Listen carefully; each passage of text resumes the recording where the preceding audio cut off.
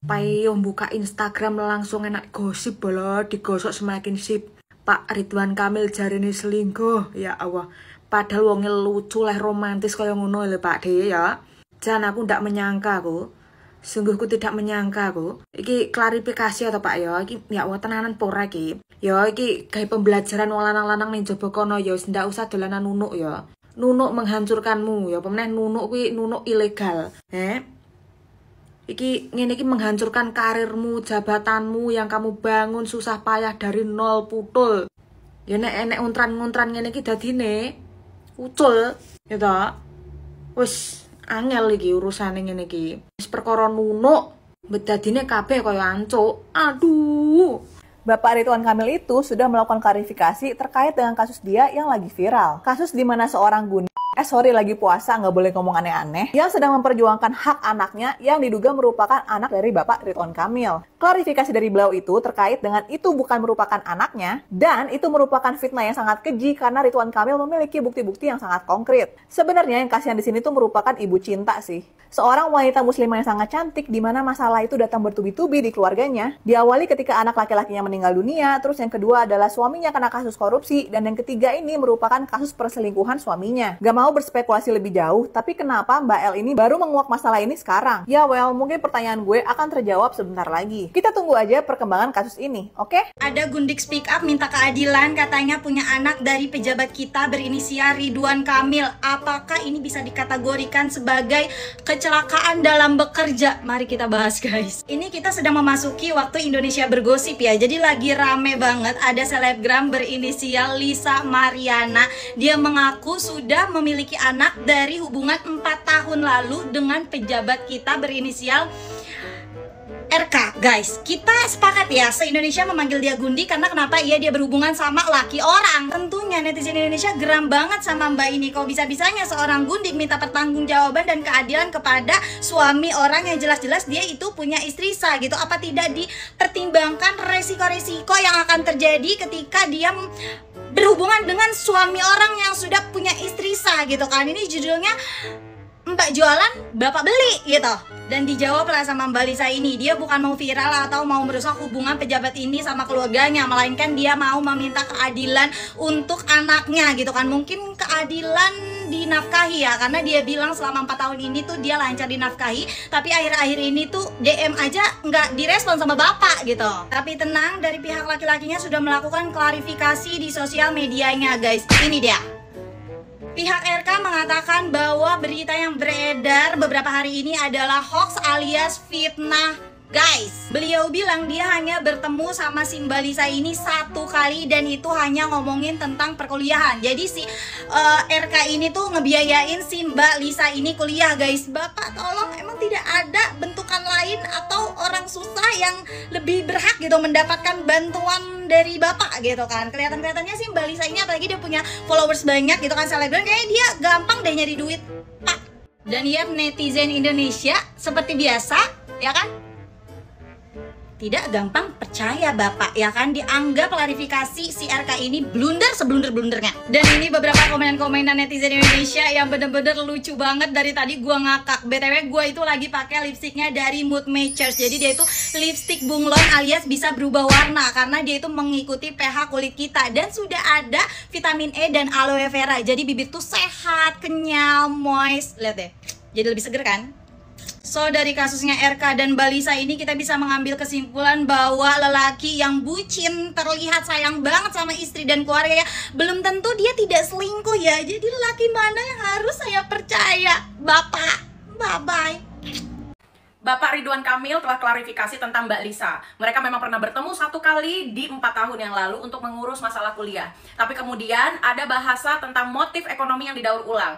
Jadi menurut saya ini pernah terjadi transaksi negosiasi mengenai ekonomi, bukan mengenai beasiswa kuliah. Karena mengingat Mbak ini adalah seorang model majalah dewasa yang tidak mungkin mengharapkan beasiswa bantuan dari negara begitu.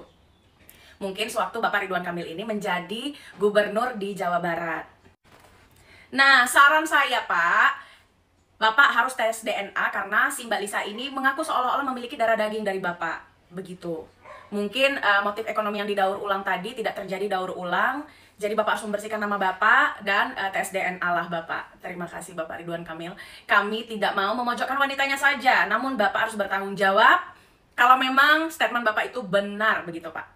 Dan kalau yang dari saya lihat pun chatting-chattingannya itu memang Bapak terlihat tidak suka dengan Mbak ini. Mungkin ya sebatas antara memberikan beasiswa kuliah saja. Tapi mungkin Mbaknya mengharapkan yang lain Pak. Mungkin tidak hanya beasiswa tapi menginginkan Bapak menjadi pendamping hidupnya. Begitu mungkin.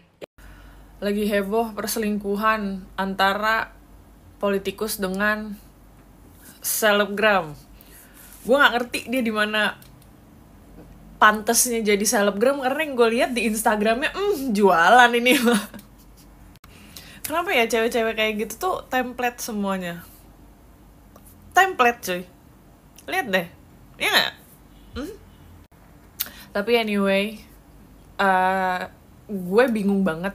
Setiap ada kasus perselingkuhan pasti yang dicecer itu perempuan. Kenapa gak ditanya sama lakinya? Tanya deh sama lakinya, apa sih yang lu cari gitu loh. Duit udah ada, jabatan udah ada, anak udah punya, istri cakep. Apa yang dicari sih para laki-laki gitu loh. Bingung gue kadang. Gini, yang namanya perselingkuhan, yang namanya orang ketiga, itu tuh akan datang ketika pintunya kebuka. Ya, kenapa gue bilang begitu? Karena perempuan penggoda, perempuan template yang mukanya lancip, hidungnya lancip, softline-nya berwarna, ngerti kan maksudnya ya, yang begitu bentuknya, itu tuh akan selalu ada gitu loh. Mau dibilang dia gak kegatalan dari awal kek, mau dibilang yang duluan ngechat siapa kek, itu tetap aja isi Instagramnya itu tuh penggoda. Kenapa dia isi Instagramnya itu tetong-tetong apa semua seksi-seksi? Ya karena jualannya begitu pasif agresif. Nah, gue tidak akan mendukung ani-ani, tidak. Woman support woman tidak berlaku untuk ini. Menurut gue tidak. Karena kayak that's the consequences, sis. Kayak lo tuh jualan, ya. Sorry banget gue kalau kasar, gue bodo amat. Lo tuh jualan, jadi yang kebablasan lo, terima aja. Namanya juga jualan kan? Salah kalau misalnya ada yang sampai ngehujat-hujat babynya, karena babynya tidak request kepada Allah Subhanahu Wa Taala untuk ada di kandungan seorang ani-ani, enggak. Jadi kita liatin aja maknya. Gitu. Gue sih maaf banget ya, gue kayak ngeliatnya kayak apa? Syukurin gitu. Terus bisa-bisanya dia bilang dia bermoral. Gue nggak ngerti. Dia bisa nggak cari di KBBI itu arti bermoral dengan isi Instagram kayak gitu. Aduh, gue mah, Neng, udahlah, jualan kok. Udah kalau jualan aja lah. Terus lucu pasti. Yang support pasti yang jualan juga. Yang ada di Instagramnya tuh, yang support dia di itu pasti jualan. Gue tuh yang ngeliat cewek-cewek jualan kayak gitu, aduh, gue mau ngeliatnya udah dapet berapa nih gitu. Balik lagi ke laki-lakinya ya. Sebenarnya gini, lu tuh sebagai laki-laki yang sudah punya istri, udah punya anak, kayak ibaratnya keluarga lu tuh udah lengkap deh. Lu udah punya semua gitu. Duit ada, semua ada. Lu kenapa gitu loh tergoda sama yang kayak gitu? Apa sih yang dicari? Lu tuh bukan raja, woy. Yang classy, yang cantik, high value, lu mau milikin, mau jadi istri lu. Tapi lu mau nyicipin juga yang tetong-tetong di mana-mana. Gue nggak ngerti deh konsep kayak gitu. Jangan biasain ya. Ini nih yang namanya nafsu. Akal sehat lu di sini. Lu jangan sampai akal sehat dulu deh nomor 1. Ya, tolong deh buat para laki-laki. Gue minta tolong banget. Hindari deh perempuan-perempuan penggoda itu ya. Akan selalu ada masalahnya. Kita nggak bisa pungkiri. Akan selalu ada. Ya, cuma ini mindset lakinya yang harus diganti nih. Ya. Sama biasain ya laki-laki di luar sana, kalian tuh tolonglah bersyukur punya istri cakep, pinter. Tuh diomelin gue. Nih ya laki-laki ya, pergunakanlah kepala nih yang ada di sini nih, jangan pala bawah mulu yang dipuasin ya. Yang di bawah mah gak akan pernah puas. Ya gue kasih tahu semua lobang sama. Ya. Ini lo aja nih yang diganti nih. Kalau lu bersyukur terus ya Allah, udah gampang deh hidup lo. Nih ya, uang yang udah lu kasih ke ani-ani, ada baiknya lu kasih sama anak lu, ya. Lu ajak tuh istri lu jalan-jalan. Lu tau gak, lu bahagiain istri lu, ya Allah, dunia setuju, semesta setuju, Allah bahkan akan beri lu rezeki selimpah-limpahnya. Sekarang apa? Ya kan yang terjadi di lu, para peselingkuh ini. Kusut kan? Kusut. Kenapa soalnya? Nggak mikir panjang, yang mikir bukan pala ini soalnya, pala bawah. Gua kalau jadi bininya tuh, gua kalau jadi bininya, sini, semua duit buat gua semua, aset semua buat gue. Lu pergi, lu tanggung jawab tuh, lu kawinin tuh perempuan. Kesian anaknya. Gua mah nggak mikirin maknya, gua nggak mikirin tuh si enong-enong. Gua mikirin anaknya cuy, kasian. Udah lu nikahin sana, lu cabut. Gue udah gak mau lagi liat muka lu. Pergi gak lu dari hidup gue. Udah. Iya nak. Iyalah. Gak ngambil pusing gue mah. Udah. Cabut. Gue yakin banget sebenarnya itu pasti kasus laki-lakinya selingkuh tuh gak cuma sekali, 2 kali, atau bukan cuma 1 atau 2 perempuan. Gue yakin banget. Istrinya tuh juga gue yakin dadanya udah lapang tuh. Cuma ini aja yang ke-up. Gue tuh yakin banget deh kalau ngeliat yang kayak gitu-gitu. Nih ya apa sih gitu loh.